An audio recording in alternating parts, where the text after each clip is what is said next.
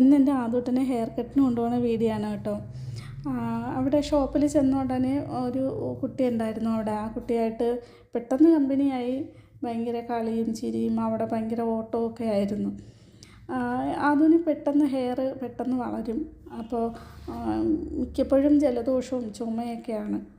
അങ്ങനെയാണ് hair cut ചെയ്യാമെന്ന് വെച്ചിട്ട് കൊണ്ടുപോയത്. ഇതിനിടയ്ക്ക് പുള്ളിക്കാരൻ സ്വന്തമായിട്ട് കത്രിക എടുത്ത് ഹെയറൊക്കെ കട്ട് ചെയ്തു. കുറേ ഭാഗം കട്ട് ചെയ്ത് കളഞ്ഞു.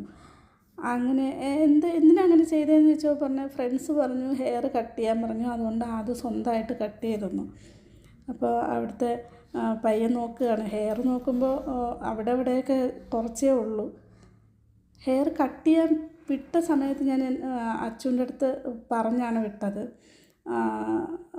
കുറച്ച് കട്ട് ചെയ്താൽ മതി, അവൻ്റെ ഹെയറിനൊരു ഷേപ്പ് ഉണ്ടല്ലോ, അതിന്ന് ജസ്റ്റ് ഒന്ന് ഷേപ്പ് ചെയ്താൽ മതി എന്നാണ് പറഞ്ഞു വിട്ടത്. പക്ഷേ അവിടെ കൊണ്ടു ചെന്നിട്ട് ഫുള്ള് കട്ട് ചെയ്തു.